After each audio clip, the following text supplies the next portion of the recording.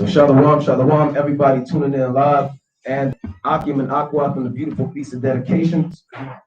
My double honor to the elect elders of the house of David that's been in this truth before, so laboring and laboring, patiently waiting for the second coming of Yahushua.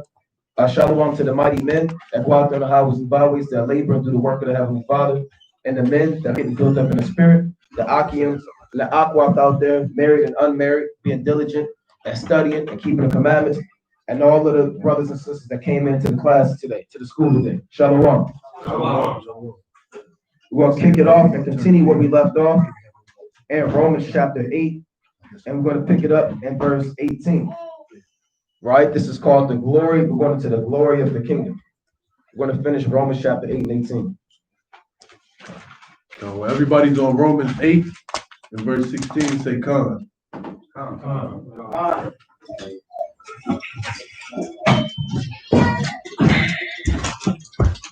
Everybody there? Romans is the book after Acts. Romans 8 and verse 16. The Spirit itself bears witness with our spirit that we are the children of Yahweh. Right? And if the children, then heirs of Yahweh, and joint heirs with Yahushua, if so be that we suffer with him, that we may be also glorified together. Right? Verse 18. For I reckon that the suffering of this present time are not worthy to be compared with the glory which shall be revealed in us. Right. So the suffering of this present time is the hell you catching in the truth. Let's go to Acts 14 and 22. Right? Everybody's suffering in this thing, man. Nobody's in this truth. You're not dealing with no stress, no demons. Everybody got to deal with your wicked family members, the people at your job scoffing at you, people saying you got demons on you. You crazy. You're in a cult. You might get jammed up at work, fired from your job. Situations in the truth, your life tends to get worse than better. It gets better in the spirit, but worse in the flesh. And the suffering that you're dealing with right now is not even comparable to the glory that you're going to receive. So a lot of brothers think, oh man, I don't know if I can do this. I don't know how long I could be in this truth, man. I don't know if this thing is for me. My whole family coming against me. My wife told me if I don't pick her or pick the truth, she's going to leave me. I don't know what to do. Well, brother, that's nothing compared to the glory that's coming. So let's bring this out because you have to suffer in this thing. It's required. The book of Acts, chapter 14 and verse 22, conforming the souls of the disciples and exhorting them to continue in the faith, and that we must through much tribulation enter into the kingdom of Yahweh. See that? The Lord said we must through much tribulation enter into the kingdom of God or Yahweh. It's required. Just like before you get a so-called job, you have to go on an interview, right? They want your years of experience, right? They want to see if you're qualified to get this job, man. Right? They may have you get a certain degree to get a job, man. It's required. Now you can't get that job unless you got that degree, right? Unless you have those prerequisites, unless you have those years of experience, unless you have this license or this certificate. That's how they work. You can't operate a forklift unless you got a forklift license. Right? They tell you that. You ain't going to make that bread. You can't operate a truck unless you got your CDL. You can't get the kingdom unless you're going through a lot of tribulation. It's required. Right? And brothers got to understand that in this truth. And it's good that we go through that because that's how the Most High is going to prove and see if you're worthy to get the kingdom. I mean, how would you be worthy if you just came in and you didn't go through nothing, man? It ain't going to be easy. You got it.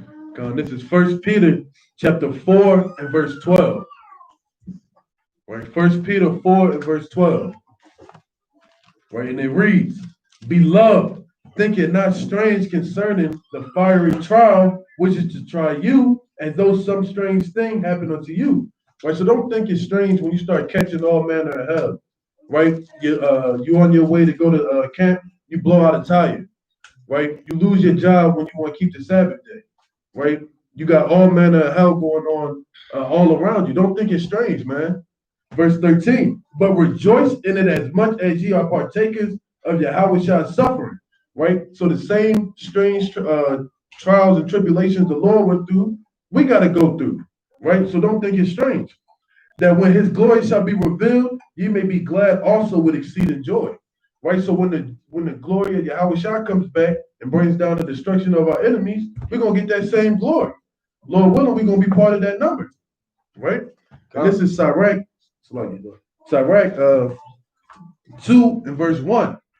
My son, if thou come to serve the Lord, prepare thy soul for temptation. Right? This is part of what you got going on. You got to prepare your soul for these things to come. Right? If you trying to join the basketball team, you got to prepare your body for that physical conditioning.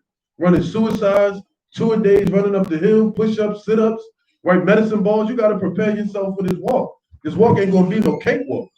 Right? Everybody coming into this truth called hell as soon as they came in, they catching hell to this day. Right? Set thy heart aright and constantly endure and make not haste in the time of trouble. Right? Don't get faint-hearted and start saying, I'm going to turn back into the world. It was easier when I was a nigga. No. Set your heart aright, constantly endure. Right? I'm going to jump down to verse 4. Whatsoever is brought upon thee, take cheerfully and be patient when thou art changed to a lower state. Right? So whatever you should be thanking the Lord. You should be thanking Yahweh should be shine and take it cheerfully, man. Because it's better than being dead. Right? Because now you got a chance to repent. Now you know where your mistakes were, and now you got to change that and make sure you're patient in a lower state. Right? You're going to be brought low in this truth. You're going to lose a lot that you had. But the Lord will restore that back up. It's nothing in the sight of the Lord to make a poor man rich. Right? All right. Let's go to the book of Hebrews, chapter 2 and verse 10. Let's start at 9. When everybody's in Hebrews, say come. So I think Hebrews what? 2 and 10. We're going to start at 9 though.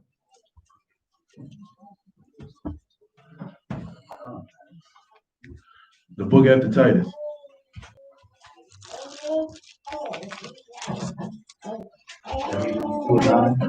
Salaki, Philemon, Salaki. Yeah. What is the book after Titus? Yeah. It is after Titus. Yeah. Right. This is Hebrews chapter 2 and verse 9. But we see Yahweh Shah, who is made a little lower than the angels for the suffering of death, crowned with glory and honor, that he, by the grace of Yahweh, should taste death for every man. Yeah, that's every Israelite man, right? Not every Edomite, not just all man. Right? Christians, they'll say to see every man. It's not talking about every man. All right, go on. For it became him for whom we are all things, and by him are all things, and bringing many sons unto glory, to make the captain of their salvation perfect through suffering. See that? So Yahweh Shah was perfected through suffering. Huh? That's the only way you're going to be perfected in this thing. So Yahweh Shah had to catch all manner of hell, man. You don't think Yahweh Shah had to deal with family members coming against them? Did all of Yahweh Shah's family believe in him? No, he had 2 brothers that did believe. You can read about them, James and Jude. You had 2 brothers that didn't believe, Joseph and Simon, right? So Yahweh Shah had to deal with that, man. He had to deal with family against him. Yahweh Shah had damn near a warrant out for his arrest, man. He couldn't show himself in public because they sought to kill him. He was on a go, man. You know? Back in the day, they had the Grand Theft Auto game. When you get, was it like 5, 7 stars? 5 stars. He had 5 stars all the time, man. People on his head. Pharisees, Romans. You know, so Yahweh Shah was catching hell. But the thing is, he was perfected through suffering, man. You got it.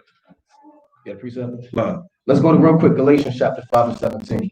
Actually, let's go to Luke 14. All right? Let's go to Luke chapter 14. You have to go through this suffering, man. And it's going to make you strong. It's going to build you up. That's why the brother brought out gold has to go in the furnace, man. You can't just take this gold out of the earth and deem it worthy. It's not worthy yet. It's not valuable. It has dirt all on it. It has other parts of metals in it. If you take raw gold out of the earth, it's still going to have other elements in it. So you put it through the furnace. Now the gold can say, well, why are you putting it through the furnace? That's hot. No, you got to do it. Because the gold has to be purified. We have to be purified. All of the undesirable traits has to be purified by going through the furnace. So the Lord can have gold as old fur in the ancient days. So we're in the book of Luke chapter 14 and verse 27. The book of Luke, chapter 14 and verse 27. And whosoever doeth not bear his cross and come after me cannot be my disciple. So if you don't bear your cross and follow Yahweh Shai, you're not worthy. You can't be his disciple. And that's not a physical cross you have to carry. It's dealing with the tribulation and the suffering that you have to carry. You have to take that in this walk. You have to bear this 700-pound cross wherever you go, man. Your spiritual back hurt, your spiritual knees hurt, but you can't fall. Some brothers let that cross kind of overwhelm them and they fall and they don't get back up. Other brothers say, I can't do this, too heavy. Lord, take it off. And the Lord, let me take that off. Go back into the world. Right? Other brothers say, can't. We still bearing that cross to this day, man, to the kingdom. If you don't bear that cross, meaning the burdens of being in this truth, we gave you different examples, right? Like you could be driving your damn tire, go out, your family leave you, right? Your woman leave you, your children, they hate you now. You know, you have to carry that in this thing, man. You know, go on.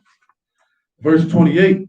For which of you intending to build a tower sitteth not down first and counteth the cost, whether he has sufficient to finish it. And we bring this out again because you have to understand that it's required. You got to count the cost when you come into this truth, right? You got to sit there and say, well, look, the Most High is expecting me to go through hell. Just like you count, don't everybody count the cost when you get a job. You paying your bills before you even get the job. We all do that. Jake do that. Before you get in the interview, you counting up, well, if I do this, you know, I'm gonna make this much this month, then this much. You count the cost, man. I'm gonna be able to pay this off, then I gotta pay this off. Then okay, if I save up 2 months, then I can get this. We all do that, man. Yeah, I'm be willing. I gotta go out in the cold. Let me get some. I got an outdoor job. Let me buy a scarf. Let me buy some earmuffs. Everybody count the cost. You prepare yourself to for what's to come. And you have to do the same thing in the truth. You have to mentally prepare yourself for what's to come. So when you get that job, you can't say, well, I didn't know that y'all was going to have me in the cold. Right? I didn't know it was going to be cold. They told you what's going to happen. You're going to be outdoors or you're able to work outdoors for 8 hours. They told you that. So you got to prepare yourself for the tribulation that's going to happen in this thing, right? You know? Like we used the example of sports. Every brother, you know you're trying out for the team. Expect to run them suicides, man. Why the coach know we got me coming in every day at 7? Because it's basketball practice, brother. You thought you were just going to make the team? It's practice, brother. But why he got me shooting extra free throws? Brother, it's part of this thing, huh? Right. So brothers don't understand. Why my family leaving me? How come they don't want to keep the piece of dedication? Brother, because they're in the world, brother. You know? You got it. Saying, this man began to build and was not able to finish. Right. Now, if you're one of the guys that don't count the cost, you're going to start off with this truth on fire, and you're not going to finish. You're going to run out of gas. You're going to allow the things of the world, the tribulation and suffering, to affect you and weigh you down. You know? So you don't want to be the person that begins to build this thing and don't take into account all of the trials and tribulations that's going to befall you. And I'm not just talking about 1 week of the truth. You got to think long term. You know, maybe 5 years from now, so-and-so may happen. 3 years. You got to kind of, people do that, man. When people make long-term investments in life, they seek financial counselors. They seek financial advisors. They tell them, look, within 3 years, your mortgage is going to be so-and-so. You know, taxes are going to increase. They kind of tell you everything.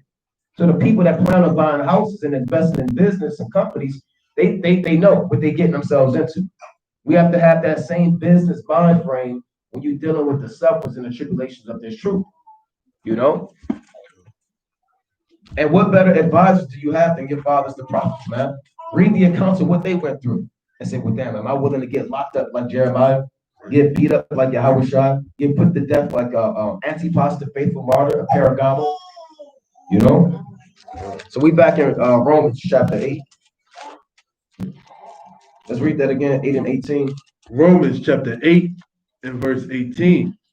For I reckon that the suffering of this present time are not worthy to be compared with the glory which shall be revealed in us. And the glory that's going to be revealed in us is everlasting life, immortality, the kingdom of heaven, dominion. Do brothers like working? Brothers don't sound too confident. Sound like some brothers like working in here, man. Right? No, we don't like working, man. We hate it here, man. Right? There's captivity, this land, there's stink everywhere. You don't know what you're drinking. You're reading the package of everything that to see what's in it. Red dye 45. Diseases, sickness, Yeah, dextrose 36. pills. Yeah, rent. All types of hell, man. Headaches, migraines. Gotta wear a damn mask. Wicked thoughts. Wicked women. People lusting after you. You can be walking down the street, a man could be lusting after you. You don't even know it, man. And he go home, he thinking about you, right? And this is what we gotta deal with, man. No, this stuff happens, man. You don't know what you gotta deal with in this society. That's wicked, but these things happen. We don't. That's not going to be like that in the kingdom of heaven, man. Jealous brethren. Yeah, people wanted to betray you. Yeah. Women fighting in the middle of the streets. We saw brothers getting jumped up at the harbor, man. Snatched the shoes. Took his bike. Pushed him down. Right. This is what we got to do. Remember, this is hell right here, man. Hell and heaven are played out on the earth. If you can't see that this is hell, then I don't know what to tell you, man. Right. Now, let's talk about the glory of the kingdom real quick, man. Let's go to 1 Corinthians chapter 2 and 9. Right? Let's go to 1 Corinthians chapter 2 and 9.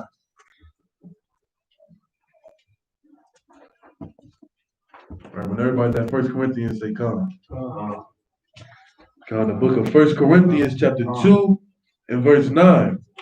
But as it is written, I have not seen, nor ear heard, neither hath entered into the heart of man the things which Yahweh hath prepared for them that love him. You see that? You can't, what the Lord is saying is nobody can, we talk about it, the kingdom man and the kingdom man. I want this island. I want to be on this chariot. I want to have this many slaves. I want to have this mansion. But you can't even physically comprehend the glory of the kingdom of heaven, man. All our thoughts are based off what we experience on this earth, man. Right? That's why our imaginations is rooted in your experiences and senses that you get in this society. The Lord is coming from the third heaven, things that you can't even imagine, man. Right? You thinking about how you living, that's going to be 10 times better, man. Right? How many slaves you going to have? You're going to have 10 times more, man. Right? And brothers wasting it all right now to smoke a blunt, man. You giving all that up because you can't stop smoking that blunt. Brother, you want a match, brother? I know it's good for the Sabbath day, brother. You get the backwood, I get the so-and-so. Right? That's what brothers do right now, man. Right? Come on, brother. You know, I know the man not home, you know, so I'm gonna kind of head over there, man. Right? Brothers do stuff like that, man. Right? You can't get this thing up, man. Right? You invested in this truth, you gotta stick with it, man. Or you're not gonna get what the most I got for you, man. Yeah, precept. God. This is Isaiah chapter 65 and verse 17. For behold, I create new heavens and a new earth. The former shall not be remembered, nor come into mind.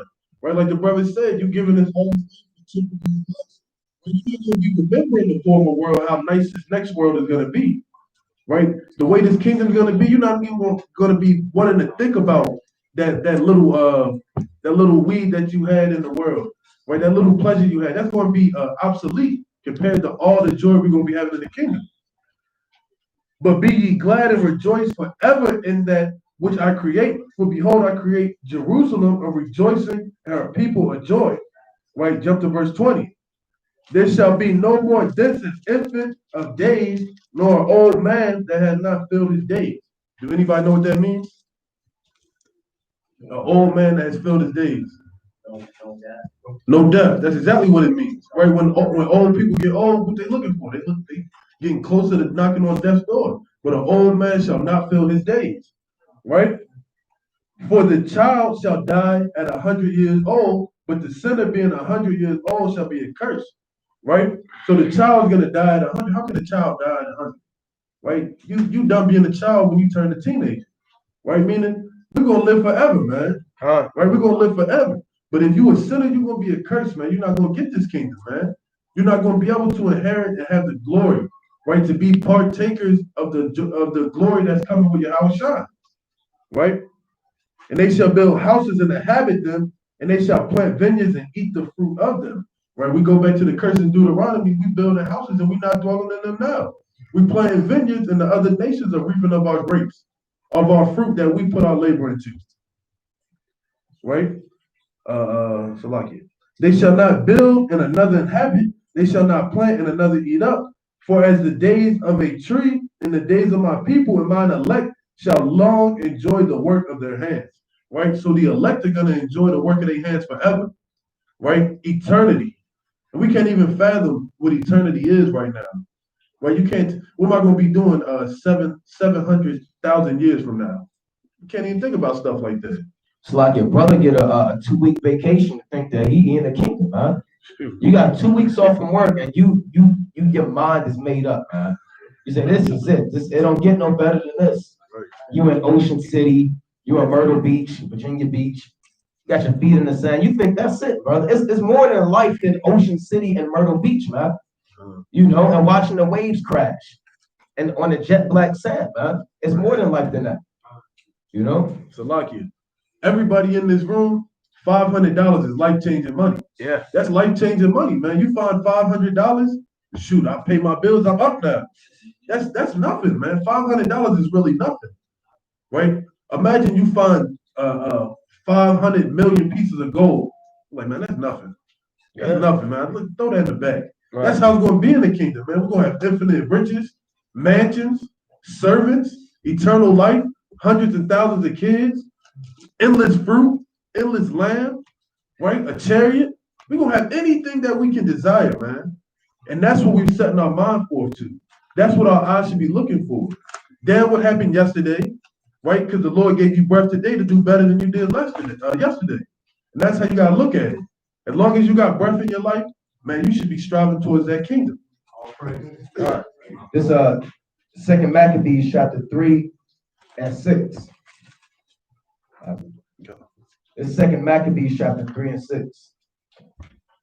Now this was during the time of the Greek Empire, right? It reads, and told him that the treasury in Jerusalem was full of infinite sums of money, so that the multitude of their riches, which did not pertain to the account of the sacrifices, was innumerable, and that it was possible to bring all into the king's hand.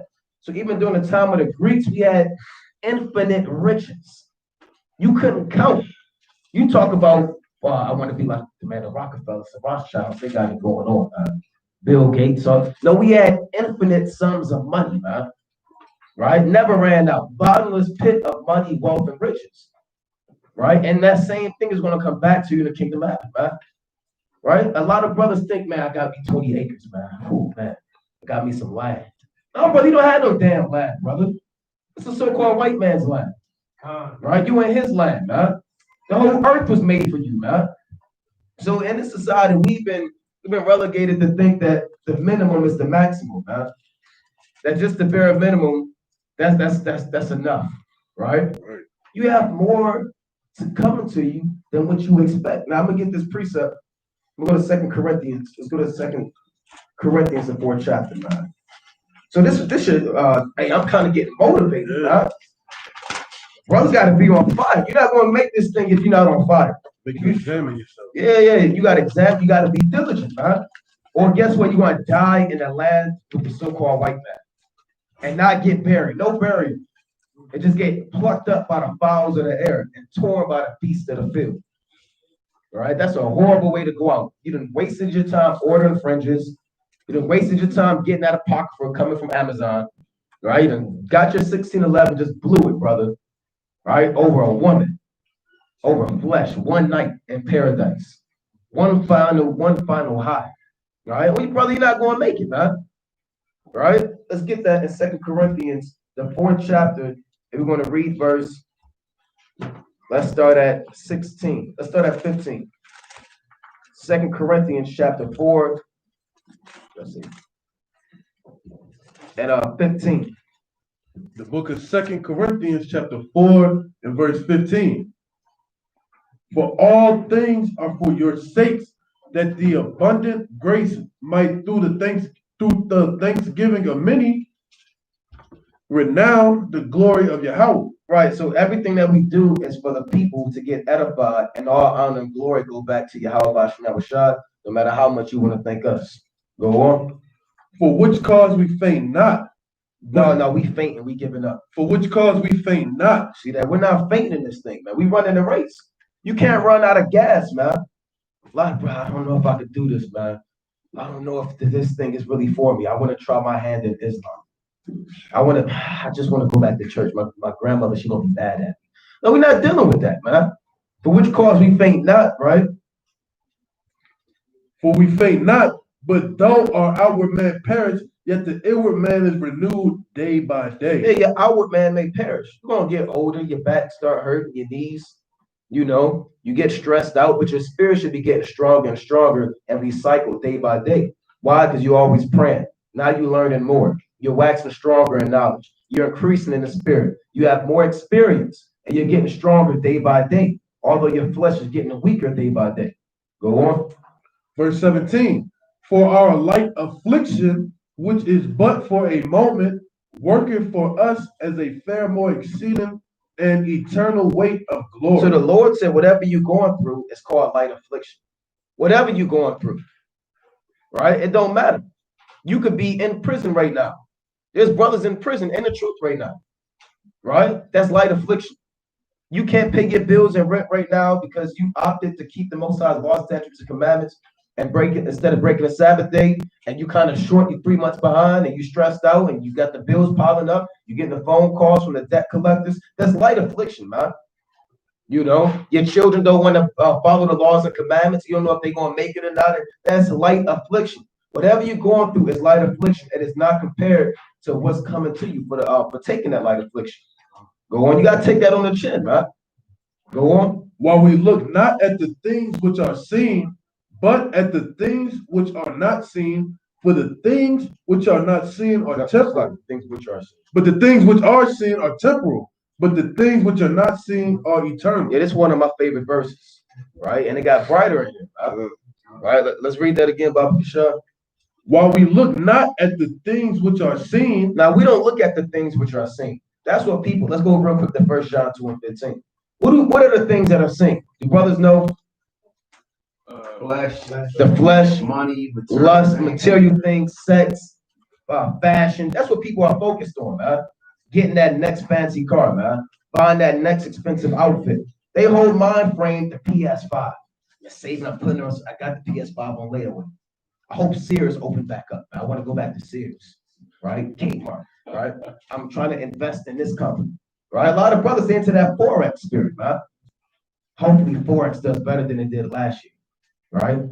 This digital currency is going to top that digital currency, right? They're too focused and preoccupied on things that's tangible. And guess what we're looking at? We're looking at the things that you can't see, man.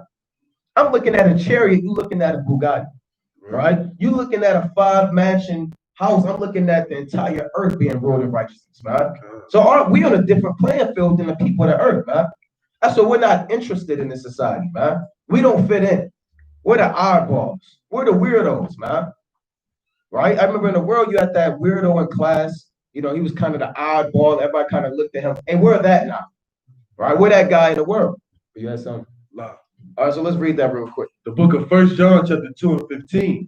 Love not the world, neither the things that are in the world. If any man love the world, the love of the Father is not in him. Right? Go on. Verse 16. For all that is in the world, the lust of the flesh. The lust of the flesh. You got strip clubs where strippers making literally $10,000 a night. You got drugs, weed, sex shops, brothels, right? Hookah bars, people that are getting high, people hot boxing in the bathroom with the shower running right now, right? Right now, somebody getting an abortion, because they don't want to damage their body long term. Working out extra hard. Yeah, working out. Yeah, a lot of brothers stay in the gym right now. Got to get up, man. Got to drink my protein shake, drinking raw eggs and running right now. Right? That's the lust of the flesh. And what else is here? For all that is in the world, the lust of the flesh, the lust of the eyes. The lust of, I gotta have this. Gotta have this. Oh, I saw this deal on Black Friday. You want to get that discount because it's Cyber Monday, right? Oh, I want to eat that. Oh, I want that. Go on. And the pride of life. Pride of life, meaning man just want to do their thing and deny the Most High. Is not of the Father, but of this world. See that? We're not of this world, man. That's why we don't fit in, and we embrace that. I like not fitting in. I like being a guy at work that nobody want to talk to, man. I like being a guy that's not invited to the damn drinks after work, man. Happy hour.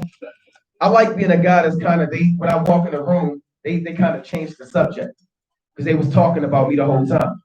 Hey, I want to be that guy who stop at the water cooler and then they kind of look at me funny, man. Let me be him, man.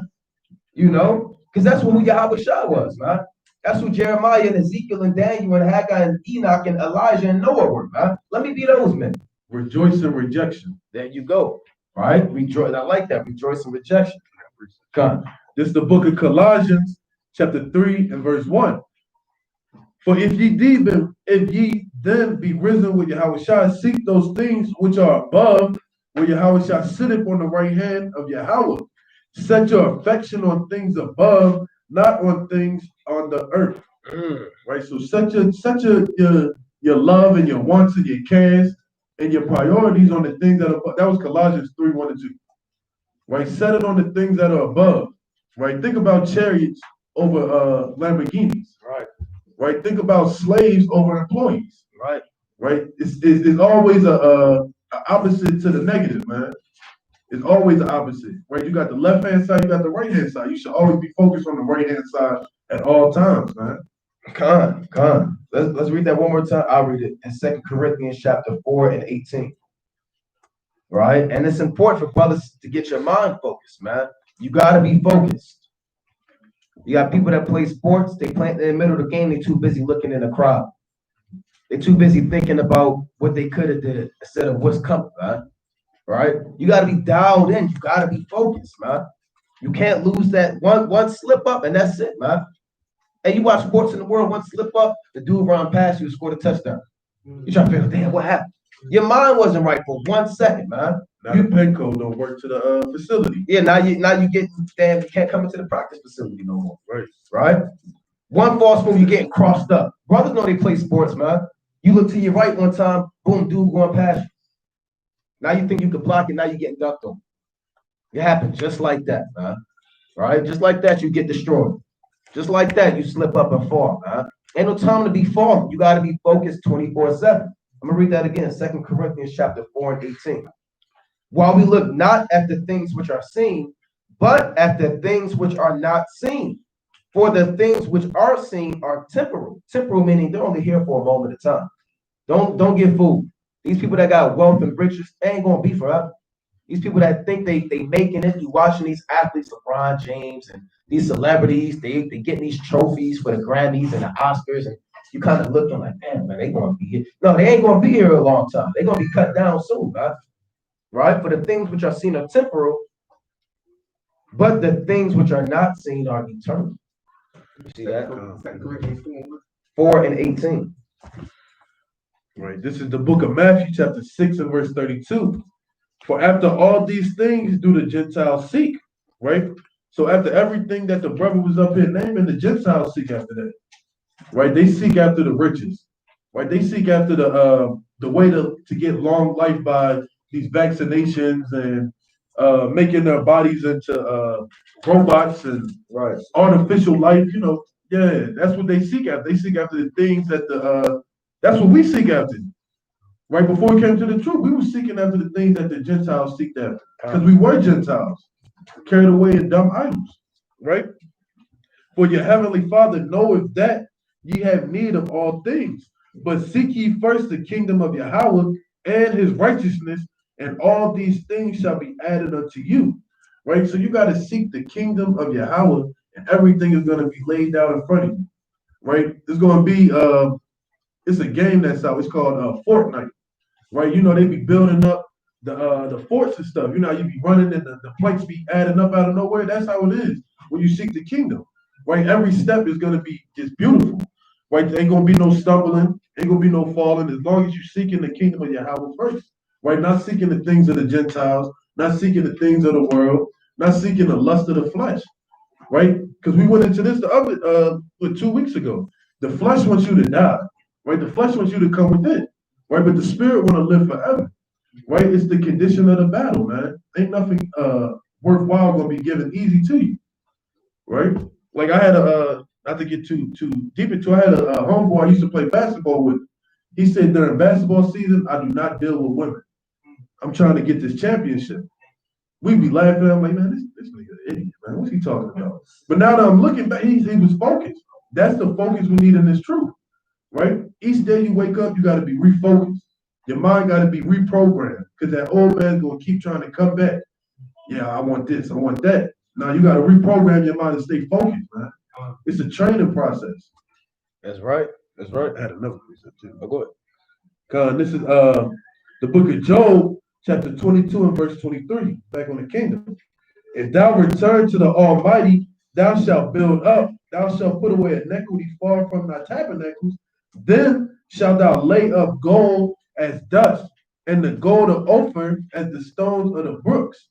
Right? So once you start focusing on the laws, statutes, and commandments, how to serve the Heavenly Father, then the Lord's going to let you store up gold as dust, let you store up precious metals and golds and all the things that the world seek after, right? Only once you really turn back to the Lord, right? And you get rid of this corruptible body and you get that spiritual body.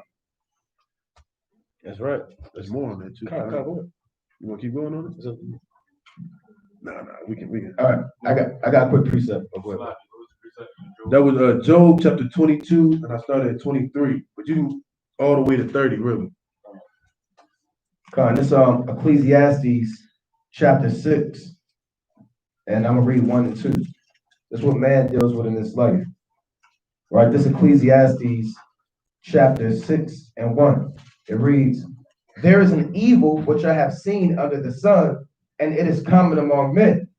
A man," now this is dealing with the people of the world, who men like to glorify.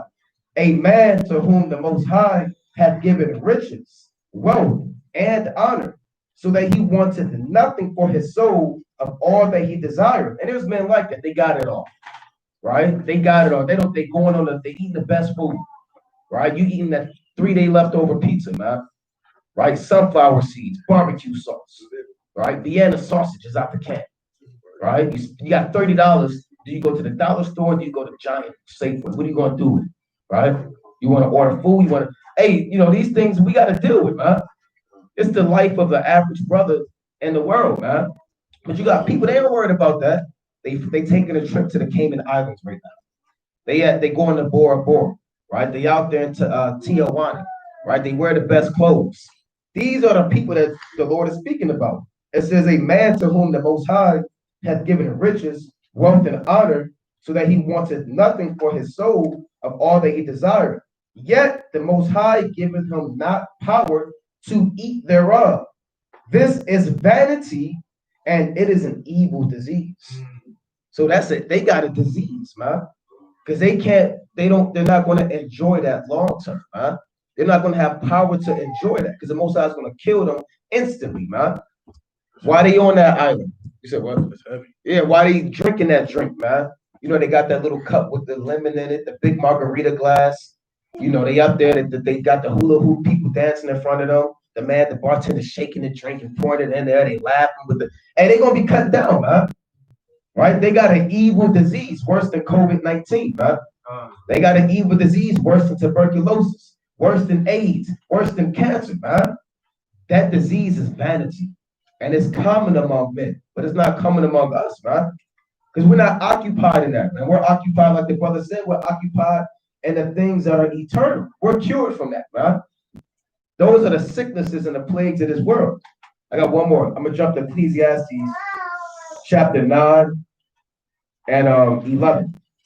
Right? I'm going to read Ecclesiastes chapter 9. I'm going to read 11 and 12. Right? Ecclesiastes chapter 9 and 11. It reads, "And I returned and saw under the sun that the race is not to the swift, nor the battle to the strong, nor yet bread to the wise, nor yet riches to men of understanding, nor yet favor to men of skill, but time and chance happening to them all." Right? So the battle is not to the strong. If it was, Goliath would have defeated David. Right? The race is not to the swift, man. Right? These things are played out by the Most High. He's running the show, man. No matter how strong you are, how fast you are. Man don't have wealth and riches because he knows all about finances and economics. The Lord just gave it to him, man. Right. Time and chance, it depends on your lot and what you're given by the hand of the Lord, man. how much knowledge you have. It's not because you've been studying and doing it. The Lord just gave it to you on a deeper level. Time and chance. It depends on your lot and your portion in the land of the living. Verse 12. For a man also knoweth not his time. Just like man doesn't understand that what he's given is by time and chance, man don't know his time either. Man don't know when he's going to be plucked out the earth, man. Right? So if you preoccupy in vanity and this disease of wealth and riches, it says, for man also knoweth not his time, as the fishes that are taken in an evil net, and as the birds that are caught in the snare, so are the sons of men snared in an evil time when it falleth suddenly upon them. Do fishes know when they're going to get plucked up out the water? No. Bears don't know when they fall into the bear trap, and it just happened, man. Right? That's going to happen to the wicked, man. But the righteous, you're going to get beamed up in the chariot and not be taken in these snares. You know? God, this is to land me back on what the brother was saying. This is Wisdom of Solomon 3 and verse. I'll start at verse 8. Let me just get to the point. Verse 9. They that put their trust in him shall understand the truth, and such as be faithful in love shall abide with him. For grace and mercy is with his saints, and he have care for his elect. Right? So if you put your trust in the Lord, right, you're going to dwell with the Lord. Meaning he's going to look after you as a child, as a father looks after a child. Right? In verse 10. But the ungodly shall be punished according to their own imaginations, which have neglected the righteousness and forsaken the Lord. Right? Speaking about the people who got the disease, right? The people who get caught up in their own lust, right? You're going to be destroyed in that lust, right? You like to commit adultery, you're going to be killed by that woman's husband, right? You like to do drugs, you're going to overdose, right? You a whoremonger, you're going to get HIV and die, a quick death, right? And so on and so forth. For whoso despises wisdom and nurture, he is miserable. Their hope is vain, their labors unfruitful, and their works unprofitable. Right? So if you despise the wisdom, knowledge, and understanding of the Lord, everything you do is a curse. Everything you look at, touch, think about, it comes to naught. It's just here to be burnt. Right? So that's just to let me back on what the brother was saying. Con. And here enough, this Ecclesiastes is a good book. If brothers haven't read Ecclesiastes, dive into it, man. This Ecclesiastes chapter 5 and 13. Ecclesiastes chapter 5 and 13. Right? About vanity, man. And this disease we talking about, it spreads, man, like the common cold. It's not something when you got it, it don't spread. No, if you cleave to people that have this disease, it's going to hop on you. You hang around people in the world, from spiritual numbers going to hop on you. That lust demon is going to hop on you. That weed smoking demon is going to hop on you. Right? You know that, man. Right? You sitting around, I'm not going to smoke this time. Next thing you know, brother, you in the damn circle, man. Trying to figure out, do I do this or do I don't do it? Yeah, brother, you're going to do it, brother. Right? Hey, these things happen, man. Right? Ecclesiastes chapter 5 and 13. There is a sore evil which I have seen under the sun, namely riches kept for owners thereof to their hurt, meaning people that accumulate wealth and riches, not to profit them, but to make them fall. But those riches perish by evil travail, and he begetteth a son, and there is nothing in his hand. As he came forth of his mother's womb, naked shall he return to go as he came, and shall take nothing of his labor, which he may carry away in his hand. And this also is a sore evil, that in all points as he came, so shall he go. And what profit hath he that hath labored for the wind? See that? It was all worthless. Everything he accumulated, all that vanity, all them cars you wanted, wealth and riches, it's just going to you labor for the wind, just to be destroyed, man. So this life ain't nothing, man. This life right here, this portion under the sun is vain, and the kingdom of heaven is eternal. That's how you got to think about it, man. Everything here is vanity, man. The woman checking you out, the damn chains, the gold, all of this is worthless, man, compared to what's to come. That's how the Lord break it down, man. And Solomon knew that because Solomon had all things. He had so much, he said, this ain't nothing. This ain't it. Right. We're back in. You got something? God, this is speaking back on the kingdom. God. Right? This is Isaiah chapter 60 and verse 15. God. Right? Isaiah chapter 60 and verse 15. Start at 10. Start at 10? God. Come, verse 10. When everybody there say come. 60. 60 and 10. You good over there, Elder? Come. You said 60? Yeah, 60 and 10.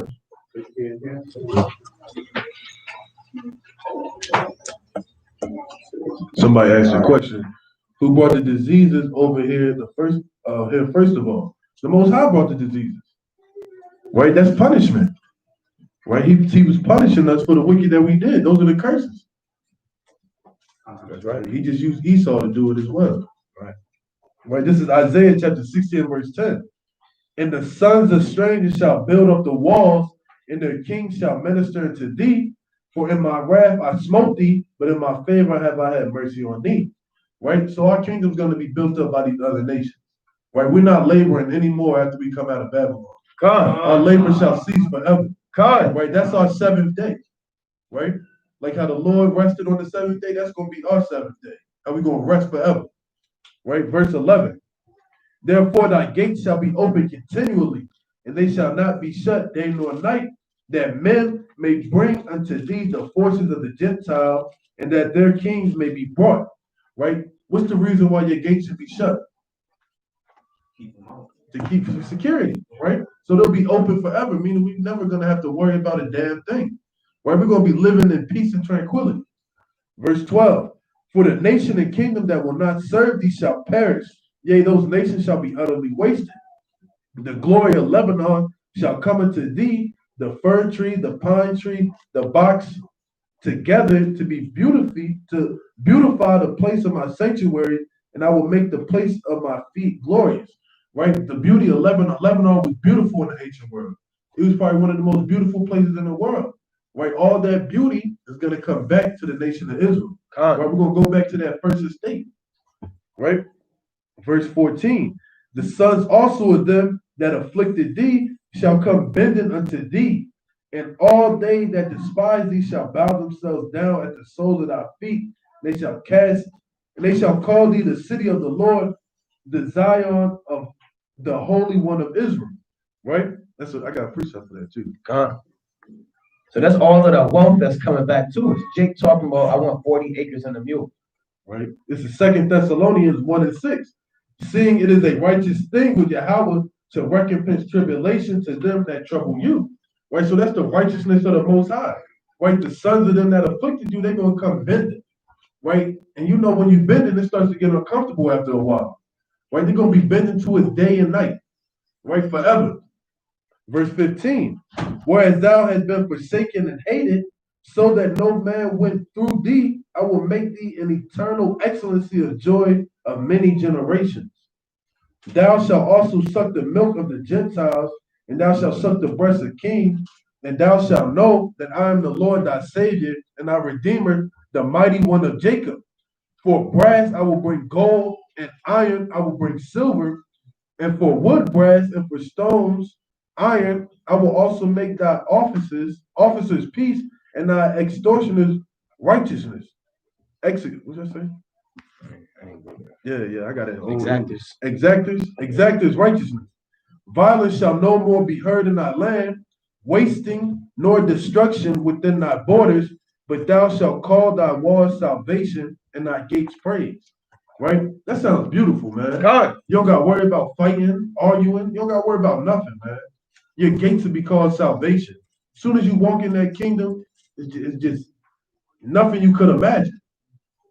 The sun shall be no more thy light by day, neither the brightness shall the moon give light unto thee, but the Lord shall be unto thee everlasting light, and thy God thy glory. The sun shall no more go down, neither shall the moon withdraw itself, for the Lord shall be thy everlasting light, and the days of thy mourning shall be ended. Right? So the Lord's going to give us laws, understanding. Right? He's going to put the laws in our inward part. We'll never be a dumb nation again. Right? We'll never be base again. Right? Verse 21. Thy people also shall be all righteous. They shall inherit the land forever. the branch of my planting, the work of thy hand, that I may be glorified. A little one shall become 1,000, and a small one a strong nation. I, the Lord, will hasten it in his time. Right? So your little ones are going to be becoming a whole nother nation. Right? They be called the whatever your name is, and you add Ike to the end of it. Right. Right? That's how fruitful and plentiful the kingdom's gonna be, man. Right? The land is big enough for everybody. Right? Esau is just lying, saying there's not enough resources. Overpopulation. Yeah, overpopulation. Right? This land, this whole earth is abundant enough for us. You think the Lord's gonna make something where is gonna come short? Right. That don't even make sense. Well, go ahead, bro. That's Isaiah 60:10 all the way to the end. Like it might be too many fishes that the ocean can't contain. Right? That don't make no sense, man. Right. How much more on the earth? Come on. Add a precept. Let's go to Revelation chapter 21. Right? So that's going to be beautiful, man. Brothers got to visualize these things, man. You can't read this thing like it's a book, man. Like it's part of an Esau's curriculum. You got to visualize. You have to have imagery. You got to dive into it, man. You know, this book is living. Let's go to Revelation 21:1. Revelation chapter 21 and verse 1. It's like I give him there. Revelation 21:1. And I saw a new heaven and a new earth, for the first heaven and the first earth were passed away, and there was no more sea. See that? So John saw a new heaven and a new earth. That's not speaking about a new planet. The Heavenly Father, he's going to have another Genesis. All right, there's going to be another Genesis chapter 1. No, that's not what it's talking about. It just means the earth is refreshed again. The wicked are passed out, the righteous are ruled. No more sea, meaning what? You brothers know what that means? There's no more sea. I mean, no more wickedness of people. No more struggle. He more so accurate, right? The nation's wickedness is going to be shut down. The sea refers to the people. Real quick, let's go to 17 and 15. Quick precept. The book of Revelation 17 and 15. And he said unto me, the waters which thou sawest, where the horse sitteth, are peoples and multitudes and nations and tongues. See that? So the waters represent peoples and multitudes and nations and tongues. So there was no more sea, right? Meaning the power of the other nations is going to be taken out. We can go back to Revelation 21. Revelation 21 and 2. And I, John, saw the holy city, New Jerusalem, coming down from Yahweh out of heaven, prepared as a bride adorned for her husband. That's not a literal city, right? Because who's going to build the kingdom of heaven? The other nations. So that would completely contradict the other nations building a kingdom, and the kingdom just going to fall out the sky and land on the earth. And it just landed, we kind of just open up the gate and we go to our house. That's not how it's going to work, man. We're the kingdom of heaven that's coming down, right? Via the chariots. Go on. Verse 3. And I heard a great voice out of heaven saying, behold, the tabernacle of God is with men, and he will dwell with them, and they shall be his people, and God himself shall be with them and be their God. Read. And God shall wipe away all the tears from their eyes. Right, ain't gonna be no more crying in the kingdom, man. No more depression. You sitting there, I don't know, I just lost my loved one, man. You know how many brothers getting shot and mothers crying? They got the t-shirts, right? Tony, rest in peace, Tony. Right? 1994 to 2018. Rest in peace, Devon. Got killed on 33rd and so street, man. Right on K and 33rd, man. The murder bears and balloons. Yeah, murder bears and balloons, man. All that stuff gonna be done away with, man. People in jail crying, they get locked up for a crime they never committed. You see these brothers, they get exonerated and they get released, and they family be there, they be in tears, man. Maybe like 55 years old, served 25 years for something they never did. And not the so-called white man, Jake brothers, man. You know, the Israelites, man. And they be in there crying, their mother be crying, and be really emotional. That's gonna be done away with. Go on. And Yahweh shall wipe away all the tears from their eyes, right? And there shall be no more death. And there shall what? There shall be no more death. No more death, man. No more heart attacks. No heart disease in the kingdom of heaven, man. Right? No more worrying about, I don't know, man. You know, I need to save up money because I need another kidney. They ain't gonna need another kidney in the kingdom, man. Right? My damn liver feeling bad. You ain't gonna remember your old sins, man. That weigh you down. You're not gonna be in the kingdom of heaven thinking about how you used to be a nigga in the world, man, and an adulterer. And them thoughts keep playing in your mind, man. All of that is going to be done away with. Go on. Neither sorrow nor crying, neither shall there be any more pain, for the former things are passed away. You see that? The former things are passed away. That stuff is done away with, man. That's the old heaven. Slakia King. Oh. So that's the old heaven and the old earth, man. All this stuff is temporary. This stuff about to be done away with, man. The pain that you feel, the anxiety, the stress, the demons that you're dealing with, man, the double-minded nature, all of your sins. This is it, man. This place about to go any second, man. Yahweh Shah said, behold, I come as a thief in the night, man. Just like that, this stuff is going to be gone. So what are you going to do? You going to wallow in the world, man? You want to thug it out in Babylon the Great and be a nigga man and a nigga woman? Or you want to repent and get the kingdom of heaven, man? Brothers got to examine themselves, man. You got to pray more. You got to read more. You got to study more. Because you was given this truth, man. Not everybody was given the truth.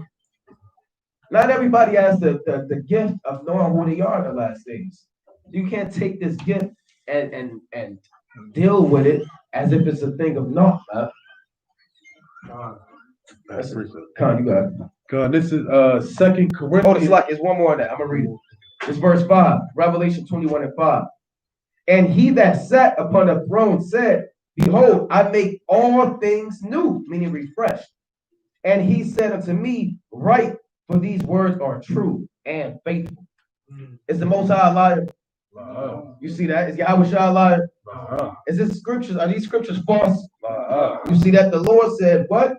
These words are true and faithful, man. So if the Most High said it's going to go down, it's going to go down, man. The Most High said you're going to die in your sins, you're going to die in your sins, man. The Most High said he's going to plague you with demons and give you a reprobate mind because you're not a lover of the truth. It's going to happen. If the Most High said the righteous shall scarcely be saved, that's faithful and true, man. So these things are real, man. This is 2 Corinthians chapter 5 and verse 16. Right, 2 Corinthians 5 and 16. Wherefore, henceforth know we no man after the flesh. Yea, though we have known Yahweh Shah after the flesh, yet now henceforth know we know him no more. Therefore, if any man be in Yahweh Shah, he is a new creature. Old things are passed away. Behold, all things are become new. Right? So if you knew Yahweh Shah in the flesh, that flesh should already be dead. You should be a new creature. God. Right? Because we all found out about Yahweh Shah in the flesh. Right? We was in the world, we was doing worldly things. That's how we came into the knowledge of this truth. Right? And now that we have the knowledge of the truth, that flesh should be done away with. We should be dead. We should be dead men renewed in the Lord. Every day. Every day we should be dead men renewed in the Lord. God. So that. Yeah.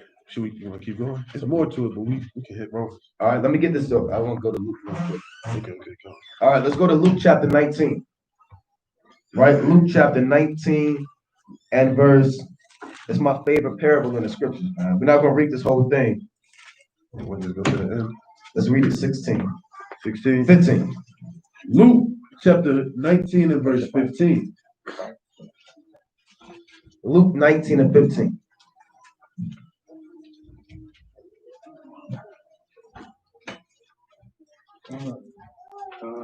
Akim there? Khan, let's read it. Luke chapter 19 and 15.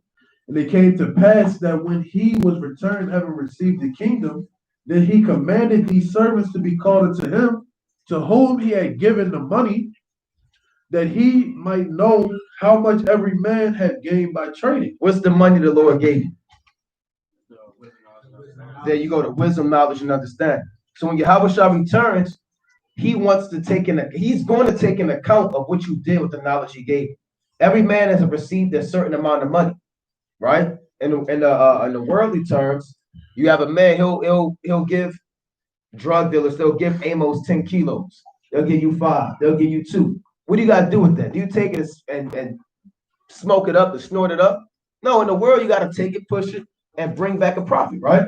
That's how we can understand it, right? The Lord deals with that with the wisdom, knowledge, and understanding. he has given every brother a certain amount of knowledge, wisdom, and understanding. Gave this brother what? 10 talents of knowledge. Amen. Gave me 1, gave him 5, gave you 4. Regardless of how much you was given, what are you going to do with it? Right? Now, when the Lord returns, you're going to see what you did with it, man. Did you hold on to it? Right, what happened in the world when you hold on to it? You don't do nothing with it. You get jammed up, huh? You know? Something happened to you. And we know what that is. So, and that's what the worldly thinks. How much more with the spiritual things? You got some elders. So there was one event in there where one of the guys was given a penny and he buried it. That's it. That's what we going into. Yeah, that's right. He buried it, man. Right? Oh, go ahead. He was done away with. He was done away with. You see that? He was done away with. Right? So let's go on. Verse 16. Then came the first saying, Lord, thy pound has gained 10 pounds. Right, Lord, you gave me this knowledge. I flipped it and I brought more than what you gave. Right? Because you're a businessman in this thing too, man. You got to know how to deal with business too. So if I give you $10, I want you to take that 10 and turn it to 1,000. That's what the Lord is saying. If I give you this knowledge, I want you to flip it, turn it, and give me back my profit out of it. Right? Right? He said, you gave me this knowledge, you gave me 1 pound, I got 10 pounds for you. I brought 10 people to the truth because you gave me this understanding. Right? Verse 17, he said unto him, well, thou good servant, because thou hast been faithful in a very little, thou authority over 10 cities. See that? The Lord said, men that are faithful, they're going to have authority over 10 cities, man. Authority, let's look up the definition of authority. Right? We're going to pull that up. Because, Jake, you don't have no authority in this society, man. Esau tell you, shut up, boy. Hands up. Right? Put your hands up, boy. Don't reach for that. I don't want to kill you. You know, yeah, late. These are the words that we hear. You're late. You're fired. You're on the clock. Right? You're off break. You know, these are the terminology that you don't have no authority here. You can't park there. You can't sit there.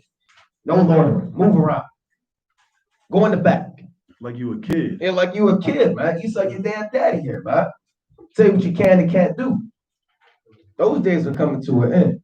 Right? Authority. The power or right to give orders. To do what? To give orders. See that? Jake, man. You can't give no orders right now. Go tell the Moabites what to do in Chinatown right now. Tell them what to shut down. Tell them what to open up. Go to little Africa. Tell them don't stink. Tell them cast down your idols. Go to the so-called white man's land and tell them to do what you want, huh? Right? Make decisions and enforce obedience. See that? That's what you're going to be able to do in the kingdom. You're going to enforce obedience, not by asking them. How are we going to enforce obedience, man? Let's go to real quick Revelation chapter 2 and 26. You're going to enforce obedience in the kingdom. You're the police now, right? You the military. You're going to be over 10 cities sitting in the throne, and you may have like 30,000 men under you, man. So let's bring that up. Revelation chapter 2 and verse 26. And he that overcometh and keep my works unto the end, to him will I give power over the nations, right? And he shall rule them with a rod of iron, right? As the vessels of a potter shall they be broken to shivers, even as I received of my Father. That's how you're going to enforce obedience, by beating them down, literally with a rod of iron. Now you may be set up, brother, to be over the land of Edom. The Lord said, I want you. You were so faithful. I want you to have governance over the land of Edom. So the Lord have them build you a nice, magnificent throne and palace, and you're sanctioned in the land of Edom. And the Lord give you 30,000 men that they kind of work under you. They in the truth too. They in the kingdom, and you get word that the Edomites, they got a homosexual marriage they're trying to do in the kingdom of heaven. They try to sneak in the middle of the night to do that. Now you're gonna get word of that, huh? Now you got to make the decision of how you want to punish them, right? You can say, look, I'm going to take 15,000 men and look enforce the law, huh? Bring them up before me. Let's put judgment on them, huh? That's what you're going to be doing in the kingdom, huh? You're going to be the judge, huh? You're going to hear the cause of the Esau. You're like, all right, I hear what you're saying. Now you can't do that wickedness, huh? Hey, burn that man with fire. Y'all tell all the Edomites, you gather stones, you stone that man. That's how it's going to be in the kingdom, huh? The Edomites going to be stoning the Edomites. The Moabites going to be burned the Moabites. Every law we stoning is coming back, huh? That's part of the law. right? People getting burnt with fire, that's part of the law. Hands getting chopped off, that's part of the law, man. All the laws are coming back in the big way. And guess who's going to enforce those laws? Every one of y'all. The Israelites, if you endure, not if you admit it. You just lukewarm. Men that's on fire, they're going to be calling the shots in the kingdom. You know? Wake up. You're going to be in the morning. Wake up. I want A, B, and C to be prepared for me. You got 20 minutes. Get it done. Guess what they're going to do? They're going to get it done. And guess what you're going to do? You're going to be relaxed, sipping wine on your island. You might have a concert in your charity, huh? You might be having them play the harp. Play the harp for me, boy. Like in the movie, remember the time with Michael Jackson? And they had Eddie Murphy was the king. You're gonna be that guy. Eddie Murphy was the king, but you ain't gonna look like a Havite. You gonna have your royal apparel on, and your woman might say, I want to be entertained, man. And you're gonna bring the Edomites and the Moabites, and they're gonna have to do these things for you, man. But it's not gonna be like how that video played out. Turning into sand and all that. Yeah. It ain't gonna be your woman start falling in love with them, man. You know? But you're gonna call the shots like Eddie Murphy called the shots in that thing. You know? God. That's what you gotta look forward to, man. This is what motivates me, man. I want power over the nations. The Israelite class. Go ahead, King. Right, yeah, they gonna be the plowmen. That's right. Right. This Israelite classic, Psalms 2 and 8.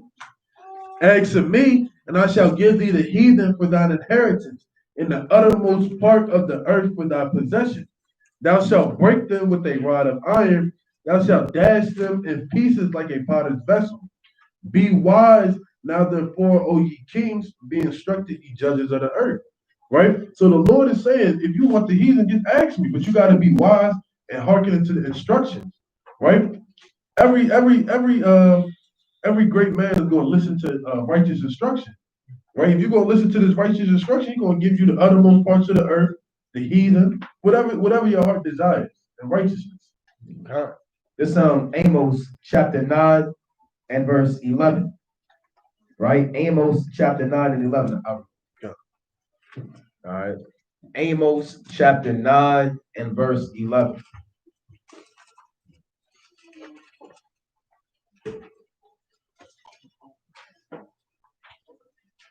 And it reads, and that day will I raise up the tabernacle of David that is fallen, and close up the breaches thereof, and I will raise up his ruins, and I will build it as in the days of old. So the house of David is the ruling government in the kingdom of heaven. Right? If you're part of the 144,000, by default, you're part of the house of David. And the Lord is raising that up and close the breaches through the blood of Yahushua. Verse 12, that they may possess the remnant of Edom and of all the heathen which are called by my name, said the Lord that doeth this. So you're going to possess the remnant of the Edomites and all of the heathen, man. Own them. They're your possessions, man. Can your shoes tell you what you want to do? Why you wearing me today? Give me a break. Put on them other shoes. And your shoes can't say nothing to you, man. Right. You got 10 cars, the car's sitting there scoffing, man. Why you keep driving, you running up my mileage, right? Hop in that with it. The car can't say that, man. So they're your possessions. These other nations, they're not even going to look you in your eye. They better not look me. Now you can do that if you want them to look in your eye. If that's your thing, that's your thing. They better not look me in my eye, man. Most I will not make it, man. Right? So do them like they used to do our people down south. Boy, you better walk by with your head down. You better not look up and look at that white woman. That's right. That's right. That's how they used to do it. That's how they used to do it, man. The elder know he from back in that time, man. Who you eyeballing, boy? What you doing around these parts, boy? You might see an Edomite kind of away from his ghetto. The Edomites ain't gonna be in the ghetto. We're gonna build them the projects. That's real. That's Deuteronomy 30 and 7. It say, curse shalt thou be in the city, curse shalt thou be in the field. All the curses on us is gonna be on them. So they're gonna be in the projects. My heathens gonna be homeless, man. You said what? They're gonna be homeless. They're gonna be homeless, man. Walking around with a diaper on, man, with fringes on it, picking cotton. It's gonna be bad. It's gonna be bad. If you don't want that, I don't know what to tell you, man. Right? But it's more. Oh, you have something? I did, but it's a little more than that. Verse 13. Behold, the days come. This Amos 9 and 13. Behold, the days come, saith Yahweh, that the plowman shall overtake the reaper. Right now, we're the plowman. We're the workers out there, man. We bring in all the income and revenue for these corporations, right? Who's the reaper? Who's reaping off our benefits? Esau and the nations. But the days are coming, says the Lord, when a plowman is going to overtake the reaper, right? And the treader of grapes, help that soweth seed, and the mountains shall drop sweet wine, and the hills shall melt. It's like in the hills, and all the hills shall melt, and I will bring again the captivity of my people of Israel, and they shall build the waste cities and inhabit them, and they shall plant vineyards and drink the wine thereof. They shall also make gladness and eat the fruit of them. And I will plant them upon their land, and they shall no more be poured up out of their land, which I have given them, said Yahweh, by Shema Mashach Yahushua, thy God. This is Hosea chapter 14 and verse 1. Hosea 14 and 1.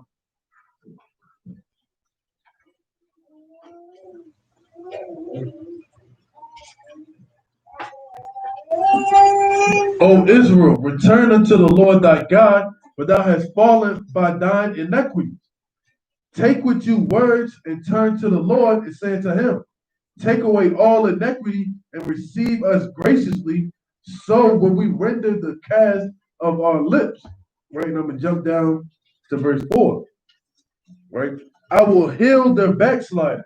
Right, so once you return back to the Lord going to heal you from all your iniquities. Right, you're backsliding. Right, that's a big thing in Israel, backsliding, man. Right, you got to mind your tongue, man. You got to mind your tongue and your actions. Right, I will love them freely, for mine anger is turned away from him. And I will be as the dew unto Israel, and he shall grow as the lily, and cast forth his roots as Lebanon. His branches shall spread, and his beauty shall be as the olive tree, and his smell as Lebanon. And they that dwell under the shadow shall return, and they shall receive as the corn, and grow as the vine. That scent thereof shall be as the wine of Lebanon. Right? So you return back, you're going to be just the most beautiful thing ever seen on this earth. Man. Right? That's the kingdom of heaven, man. That's pretty much, we just touched on one verse in one or two verses in Romans, right? And just went into the kingdom of heaven, man. Right? You want to be that scent of Lebanon. You want to be the trees of Lebanon, man. You want that beauty to be upon you, man. Right? We should all be looking for these beautiful garments. Right? Put a mitre on our head, crowns. Have the ephods on our chest in righteousness, man. Be the holy priest unto the Lord. That's what we should be looking for in these last days, man. Right? Desiring to be above and beyond what you think. Right? You just want to make it in the kingdom? Nah, damn that, man. I want to be over 1,000 men. That's right. 100,000 men. That's right. Right? A ruler of 10 cities, man. Good. You gotta think above and beyond what you think right now, man. Right? That's a cut to me, man. I think at a base level in the kingdom, man. We gotta think deeper in that, man. We got desire to be deeper, man. I want to sit at the table with my forefathers, right? I want Jacob to pass me wine. Say, man, have another cup, right? That's what you want, man. Right? Imagine your forefathers passing you some wine. Noah telling you a story, man. Right. Let me tell you how it was on the ark, man. You know, when Jake, your parents from down south, they on the porch and they all tell that story. Everybody kind of come around and hear it. That's how it's gonna be, man. You know. You got God. Like we all got stories from when our parents told us when we was younger. Like my dad, when I was young, he told me a story about a man who was getting chased by a pit bull. He bit the pit bull back so he wouldn't get hurt. Right? It got deeper than that. But imagine your forefathers telling you, man, let me tell you about when I slayed all those men with the jawbone of the ass. That's right. You're like, what? Right? They start playing it out detail by detail. Right? I saw the sword fly by, ducked, grabbed the sword, threw it. Right, man. Imagine hearing them stories, man. This the precept. This Luke chapter 12 and 37. I'm gonna start at 35. Right, to get the context. Let's go to the book of Luke, chapter 12 and verse 35. All right, Luke chapter 12 and 35. Right. This is Luke. Make sure everybody there. God. This is Luke chapter 12 and verse 35. Let your loins be girded about and your lights burning, and ye yourselves like unto men that wait for their Lord. Then, or it's like you when he will return from the wedding, that when he cometh and knocketh, that may open unto him immediately. So your loins being girded about and your lights burning, and be ready and be on fire in this thing. You should be burning. Shouldn't be taking days off. We shouldn't be lukewarm. Shouldn't be reading every other day. You should be reading every day, praying at least 7 times a day. You gotta be on fire, man. Studying, watching the videos, taking notes. Ain't no days off. Ain't no lukewarm, man. Brothers should be at the school, ready to take notes, learning. It was beautiful. Everybody was on time, man. They beat me here today at the school, man. You know, that's what it means to be on fire, man. Let your loins be girded about and your lights burning, and be like them that wait for the Lord. Go on. Blessed are those servants whom the Lord, when he cometh, shall find watching. Meaning find them occupied in the prophecies. They're studying. They're waiting on the Lord. Go on. Verily, I say unto you that he shall gird himself and make them to sit down to meat, and will come forth and serve them. See that? So the Lord said he will come forth and serve you in the kingdom. Imagine that. Yahweh Shah, how much more wine do you want, brother? Hand me a cup. Right? The Lord on the grill, man. Right? Come on now. Right? Come on, brothers. That's heavy. The Lord on the grill. Right. Right? What you want? Come on, bring your plate up, man. Let me tell you this story, man. Tell you about this man, Judas. Right? Hey, brother, hey, this gonna be a story, man. You know? Them things gonna be in the kingdom of heaven, man. Like how your grandmother give you extra, like, come on, baby, come bring your plate again. Right. The Lord be like, look, take all this, man. Take all this this lamb I got on the grill. Huh? That's gonna be in the kingdom of heaven. Right. You're gonna get served by the Lord, man. Right? If you part of the elect, you're gonna sit down. Tell you that in the I'm finding other precept. You're gonna sit down with Abraham, Isaac, and Jacob in the kingdom of heaven, man. At that table. That's the grown folks' table. You sitting up there with they say, come up here, brother. We got one seat for you, brother. And at that table is David, the Apostle Paul, St. John, St. Peter, Noah, Enoch, Elijah, and Yahweh Shah. And the Most High, he got his chariot right there. And Michael sitting there holding post with Gabriel, the archangel. Saying, well, how can you not sit with us, man? Come up here and sit with us. That's gonna be one hell of a day, man. And y'all up all night going over what happened in the ancient world, getting the creation breakdown, all of that, man. Now if you don't want that, go back and smoke that blunt, man. If you don't want that, bro, go back and talk to Keisha, man. Go talk to damn Toya, man. You know? If you don't want that, go back and do, smoke that black and mild, man. You like to tuck behind your ear, man. Because you think it's cool. And tuck it in your stomach. Right? You can be those people, man. And guess what? We don't want to be those men, man. We want to be the men that we read about. You know? Now, I got this one more real quick. Or another one. This is Zephaniah, the 3rd chapter. It's the book of Zephaniah, chapter 3, man. All right? Let's go to Zephaniah, chapter 3. So either you want it or you don't, man. You got people that want to make the team, they show up early. Before coach get there, they're already there, man.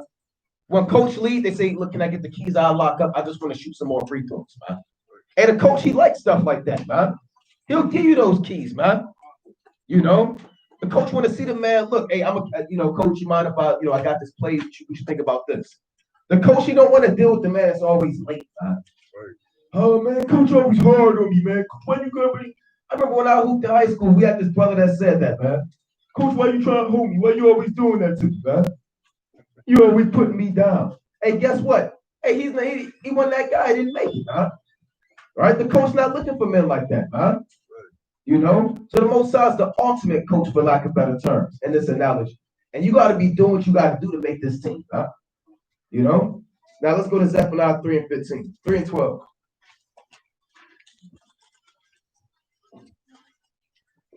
Now 3 and 15. I'll read it. Zephaniah, the 3rd chapter, the 15th verse. It's dealing with the glory of the kingdom. It reads, the Lord hath taken away thy judgments. He hath cast out thine enemy. The King of Israel, even the Lord, is in the midst of thee. Thou shalt not see evil anymore. Not going to see evil anymore in the kingdom. He cast out your enemy and he executed judgment, right? Verse 16. And that day it shall be said to Jerusalem, fear thou not, and to Zion, let not thy hands be slack. The Lord thy God is in the midst of thee, is mighty. He will save. He will rejoice over thee with joy. He will set rest in love. He will joy over thee with strength. With singing. I will gather them that are sorrowful for the solemn assembly, who are of thee, to whom the reproach of it was a burden. Behold, at that time will I undo all that afflict thee, and I will save her that halted, and gather her that was driven out, and I will give them praise and fame in every land where they have been put to shame. At that time will I bring you again, even at the time that I gather you, but I will make you a name and a praise among all people of the earth when I turn back your captivity before your eyes, said the Lord. You see that? That's heavy, man. That's one of my favorite verses, man. Right? The Lord said he's going to get you praise and fame in every land where you've been put to shame, man. That's what the Most High, and the Most High, you don't have to do that. He's the Most High. Are you willing to do that for you? Brother used to be out there on the corner, selling, pushing, being a nigga. The Most High said, I'm going to get this brother praise and fame in every land where you've been put to shame, man. You go to China, they put you to shame, man. They look at you funny. They do this to you when you're on the train, right? They follow you when you go to England in the store. They're taking pictures of you. You come back to America, you get pulled over. They call you boy. They bust out your tail lights and plant an ounce of weed on you. You get put to shame wherever you at, but in the kingdom of heaven, wherever you go, you're going to be glorified. If you want to go to the land of Moab, they're going to bow down when they hear you come, right? When you want to go to the land of Eden, they're going to bow down and lick the dust when they see you come. You go to the land of Ham, they're going to bow down when they see you coming, right? That's how much fame and glory that elect are going to have in the kingdom of heaven. Now, again, if you don't want that, roll that blunt up, brother. Nice and tight, pull it, smoke it, brother, and get put to death, man. If you don't want that, call Keisha. Put her on speed dial, show up when a man not around and commit adultery, man. Right? If you don't want it, go back to church tomorrow on Sunday and please your grandmother who's mad at you because you ain't showed up in 1 month, man. If you don't want it, Christmas is coming up, man. Right? December 25th. Be there Christmas Eve if you don't want it, man. Show up early. Show your family that you're really about the world, man. That's if you don't want it, man. If you want it, repent, be on fire, be diligent, keep the commandments, and be steadfast in the Lord, man. Because all hell gonna break loose. Either you want it or you don't, man. That's how it gets. That's how it goes. I got nothing. That was me. Come on. So let's you had something, brother? I was just saying, Matthew 8 and 11. Let's deal with it. Let's go to it. Throw out for that. Matthew chapter 8 and 11. All right, let's go to it. St. Matthew chapter 8 and 11. Matthew chapter 8 and verse 11. And I say unto you that many shall come from the east and west and shall sit down with Abraham and Isaac and Jacob in the kingdom of heaven. You see that? You're going to get beamed up in a chariot, and Abraham's going to say, sit here, my son. Right? Sit here. No, you can have my seat. You know, Abraham, man, he might give you his seat, man. Right? You say, no, I don't want Abraham, so you better sit in my seat. You deserve this. Talk about that one camp when you cut a brother up. Yeah. What was that? He's not going to say, what was that precept? Right. They're going to talk about it, man. Hey, they in the spirit world, man. And them people, they back on the earth, too. You might be Abraham, brother. You might be Jacob, brother. Tell you that in the 2nd Ezra 1:38 on down. That the Lord will give these leaders, Abraham, Isaac, Jacob, and the 12 minor prophets, and these other men. He will give you Jeremiah and Isaiah. All these men are back on the earth, and you're going to be sitting at that table. That's the true VIP table. Right. Talking about very important people, because you can buy the rosé, right? You're able to buy the ace of spades, the deuce cent, right? That's the VIP of the world, because you showed up with the Birkin bag. And that Birkin bag is $20,000, man. You know? So that's not the true very important people. The very important people are the elect. 144,000, man. God. That's where you want to be at in this world, man. That's where your mind should be at. Like the brother brought out the beautiful precept in Colossians, with that 3:1-2, set your affection on things above, not on things on the earth, man. Right? Accept the fact that you're the weirdo in this society, that you don't fit in, that you're the outcast. Love those terms, man. Yeah, used to be the cool guy, used to be the guy with the woman and the money and all of that, man. Hey, that was the old man.